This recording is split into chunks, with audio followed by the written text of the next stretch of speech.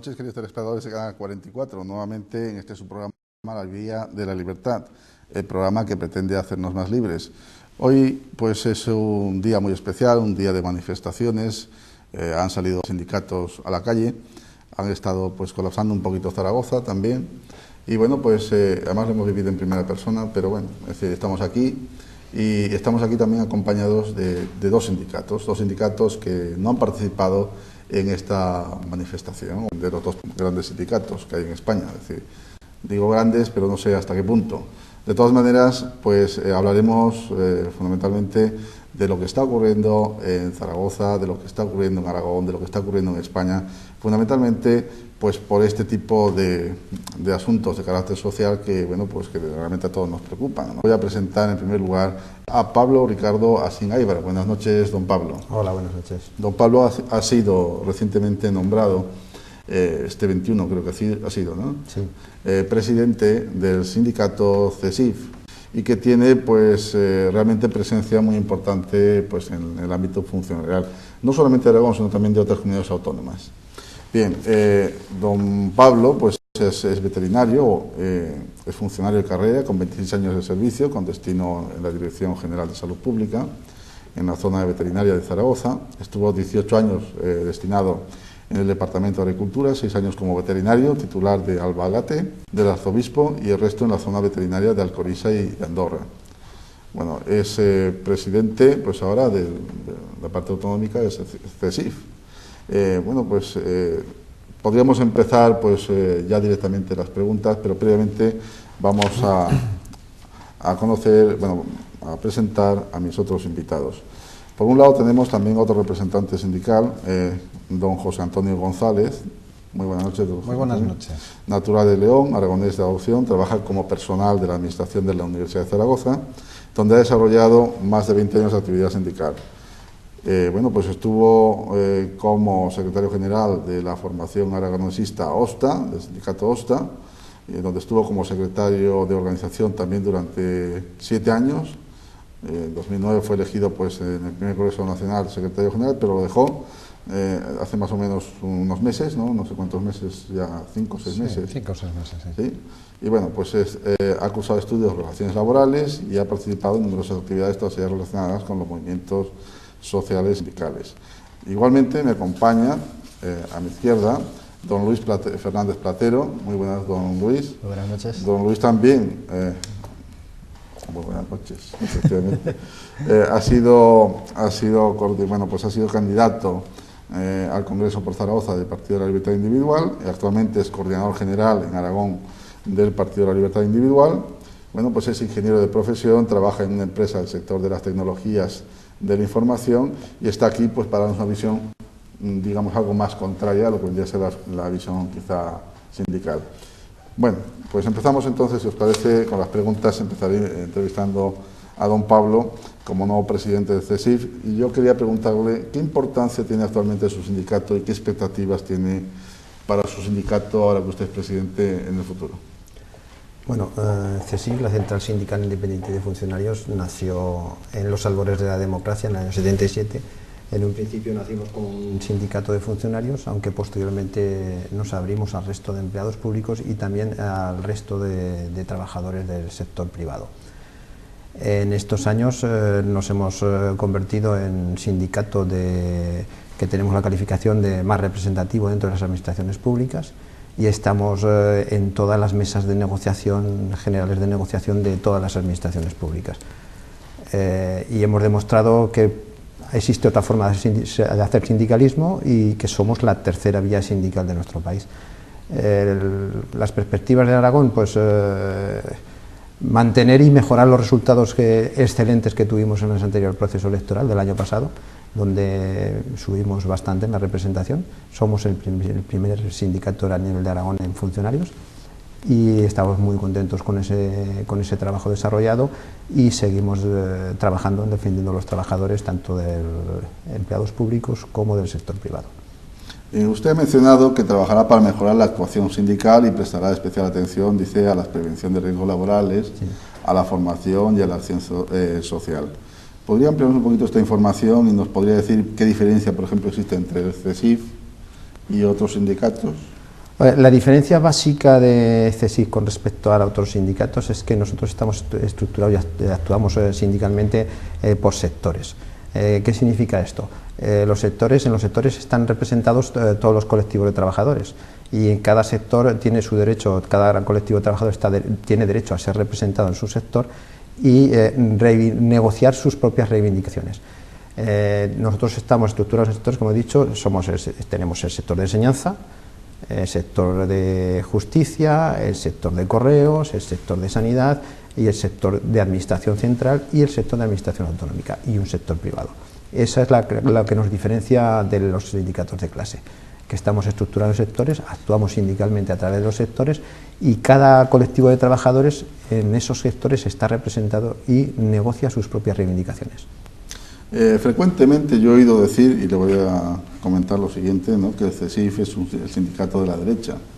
Quizá a lo mejor eso sea la imagen, digamos, que se transmite, o quizá a lo mejor sea la imagen que transmiten otros quienes quieren transmitir esa imagen de vuestro sindicato. O quizá a lo mejor para el presidente nacional y para usted, en vez de ser un sindicato, a lo mejor no es un sindicato de izquierdas ni tampoco de derechas, quizá a lo mejor es el sindicato del racionalismo. ¿Usted dónde se ubicaría? ¿Dónde ubicaría a ese sindicato? ¿En la izquierda, en la derecha o en el racionalismo? Nosotros no somos ni de izquierda ni de derecha. Pues nosotros no tenemos ideología política. Las principales características de CSIF son que somos un sindicato plural, un sindicato profesional, independiente y negociador. Y yo creo que con esas palabras queda claramente definido lo que es CSIF. En nuestro sindicato tienen cabida personas de una ideología y de la otra. Nosotros actuamos en defensa de los trabajadores y es nuestro único objetivo, defender a los trabajadores tanto del sector público como del sector privado y sin ningún tipo de ideología. Creemos que las soluciones que aporta CSIF, como son soluciones y totalmente independientes y no sujetas a influencia política, pues pueden ser aceptadas por todos. Por eso le había comentado lo del racionalismo, ¿no? Es decir, que me parece a mí que, digamos, para mí, desde mi punto de vista, sería, digamos, la clasificación que yo daría del sindicato CSIF, ¿no? Ni a la derecha ni a la izquierda, directamente al racionalismo.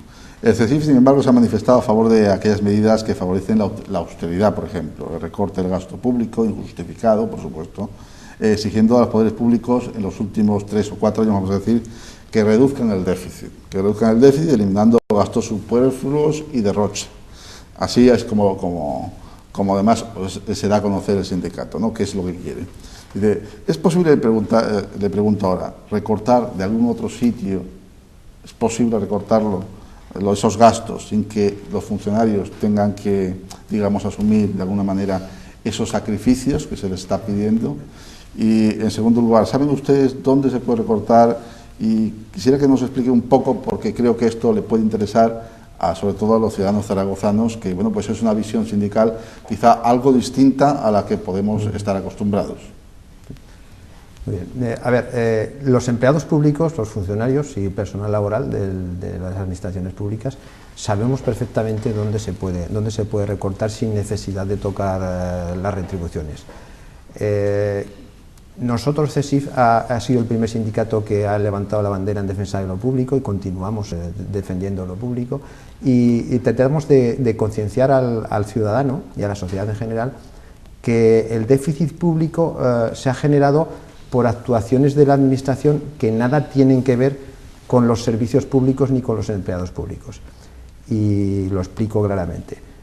Nosotros hemos pedido hace ya varios años que se recorte el déficit público recortando en las empresas públicas, en el sector de las empresas públicas, que no son empleados públicos de oposición. En el informe que dio el ministro Montoro a finales de diciembre, dijo que había 4.000 empresas públicas en España y esas 4.000 empresas públicas generan un déficit de 60.000 millones de euros.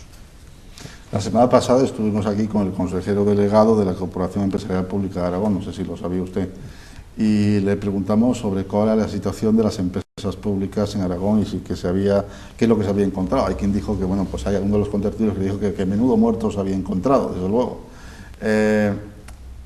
¿Usted cree que es posible, digamos, actuar, por ejemplo, ustedes han dicho que que bueno, pues que había que reducir los salarios, había que reducir los consejeros, habría que reducir los consejos de administración de las empresas públicas, de estas empresas públicas. ¿Usted cree que entonces es posible un mayor esfuerzo donde que se podría recortar precisamente en estos gastos, ¿no? Pero claro, esto me refiero a las empresas públicas. Sin embargo, aparentemente también hay otros recortes en otras empresas que, bueno, en este caso que, bueno, en propias empresas públicas, no las que son participadas o no. Es decir, en este caso, por ejemplo, hablamos de la Universidad de Zaragoza, por ejemplo, que tiene una deuda enorme, ¿no? Está endeudado, es decir, para poder pagar a su personal. O, bueno, pues ese tipo de empresas, ¿usted qué piensa? ¿Qué piensa respecto a qué es lo que tiene que hacer ahí? No se puede comparar lo que es la universidad con una empresa pública al uso. Sí. A ver, para que los televidentes tengan una idea, no es correcto, el déficit público se ha generado, como he dicho antes, por actuaciones irregulares de la administración. A ver, yo creo que todo el mundo conoce estos casos. No es adecuado que se construyan aeropuertos en cada provincia. Aeropuertos que luego no se utilizan. Ahí tenemos el de Ciudad Real, que es un desierto, el de Castellón igual, tenemos aeropuertos, y aquí lo tenemos cerca, Monflorite mismo. Monflorite era un aeropuerto que se utilizaba por Senasa como escuela de vuelo sin motor, se hizo unas inversiones muy fuertes, se gastó dinero público que han ido al déficit, a cargo de déficit, y ahí lo tenemos.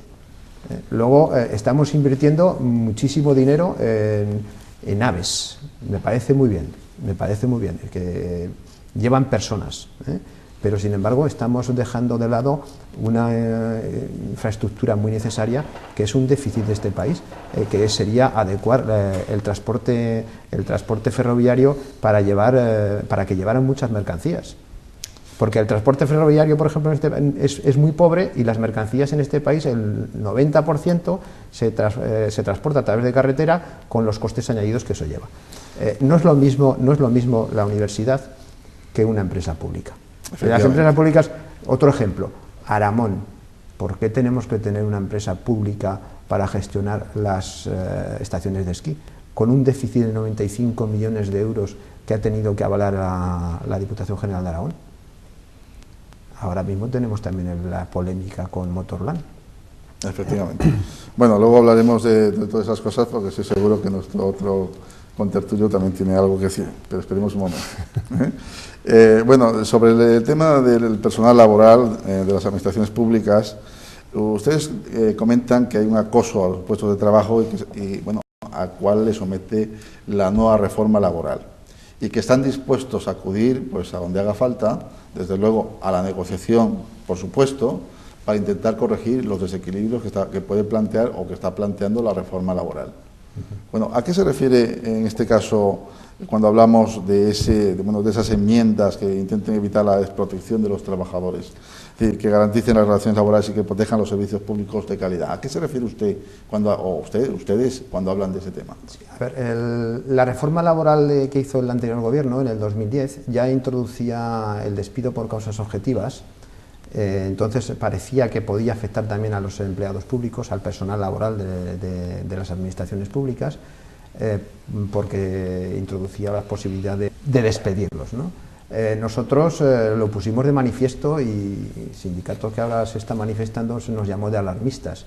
Incluso en el borrador de anteproyecto de ley de la función pública de Aragón, que se llamaba Ley de Empleo Público, venía en el artículo 8, en las competencias del consejero en materia de personal. Una de las competencias era el resolver los contratos del personal laboral fijo por causas objetivas.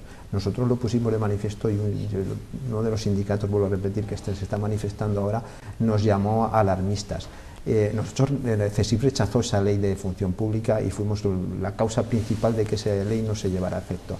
Entonces, nosotros lo que pedimos, y a nivel nacional, nuestro presidente nacional ya lo ha pedido al partido correspondiente, al partido que está en el gobierno, que se deje bien claro que esa posibilidad de despedir al personal laboral con la reforma laboral no sea aplicable al personal laboral que ha ganado su plaza por oposición.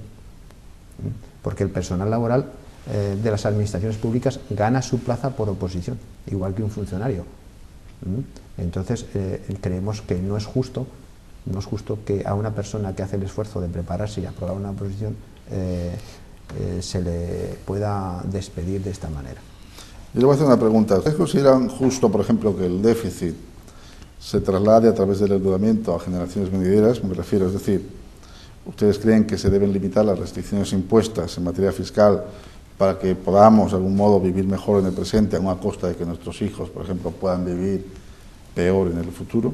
No, no lo creo. ¿O es preferible hacer un esfuerzo en el presente para que nuestros hijos puedan vivir mejor en el futuro? Quiere decir que no parece un poco egoísta por nuestra parte, por la generación actual, ¿no?, el que queramos seguir manteniendo, o sea, aminorando, es decir, manteniendo el déficit y no aminorando el gasto, para que sean esto trasladado al futuro.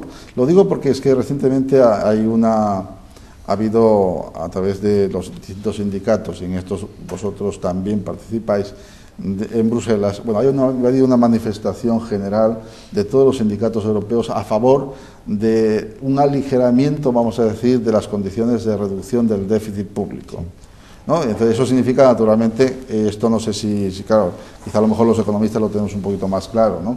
Significa que, naturalmente, eso significa mayor endeudamiento, y el mayor endeudamiento significa cargar a las generaciones venideras un poco, digamos, el lastre que nosotros tenemos propiamente generado, ¿no?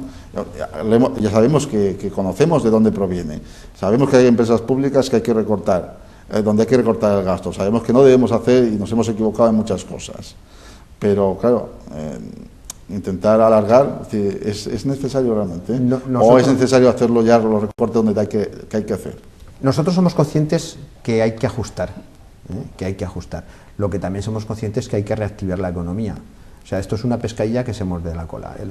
La economía, el hombre no puede estar al servicio de la economía, sino la economía al servicio del hombre.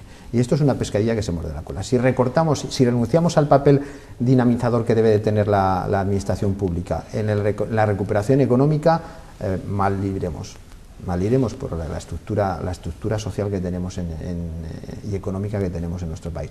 Nosotros hemos pedido al gobierno, hemos exigido al gobierno, nuestro presidente nacional, que negocie en Bruselas que los objetivos de déficit más o menos se relajen durante los 3 próximos años. Si Bruselas no relaja esos objetivos, la crisis se va a acentuar, porque uno de los déficits que tenemos en este país es la falta de consumo privado. Si las familias no consumen, no relanzamos la economía. ¿Por qué no consumen las familias? Porque no hay dinero disponible. Si nos reducen los sueldos, si nos reducen todos los beneficios sociales que tenemos, el estado del bienestar se hunde, sí. Y luego no reactivamos la economía y no producimos, no consumimos, no producimos. Esto es una pescadilla que se muerde la cola y en algún sitio hay que ponerle freno. Yo le he entendido lo que quiere decir, y es un mensaje que se suele lanzar de todos los sectores, incluso el del Partido Popular, que ahora va a ir a negociar, pues precisamente, como ustedes han comentado, esa reducción, digamos, de los objetivos de déficit en Bruselas. Bueno, pues en cierta medida, pues eso puede ser una alternativa. Pero yo le voy a decir una cosa, y le voy a dar otra visión, y con esto vamos a empezar ya el debate. La visión puramente económica que podría también, pues, ser la causa probable de que por la cual estamos viviendo en la actual situación.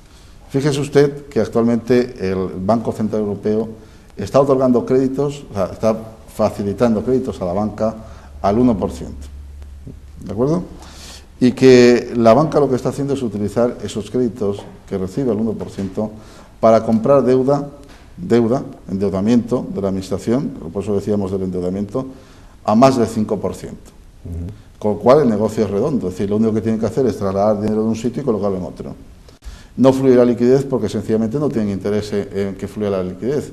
¿Por qué? Porque está garantizada la rentabilidad.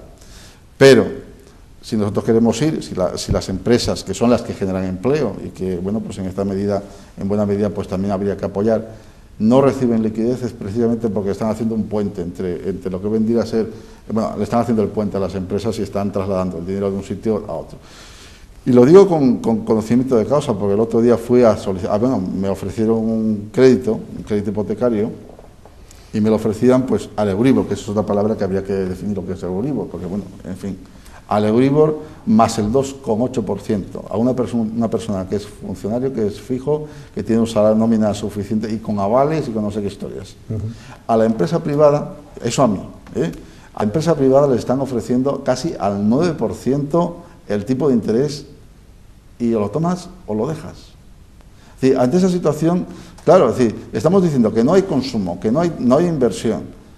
¿Qué es lo que está realmente? Es decir, el sindicato se da realmente cuenta de que el problema no está precisamente en, vamos a decir, en lo que está ocurriendo en la empresa privada, sino que está precisamente en esas grandes instituciones financieras, y que el problema fundamental es el déficit, es decir, porque claro, si no estaríamos pagando al 5%, o sea, no estaríamos vendiendo la deuda pública al 5%.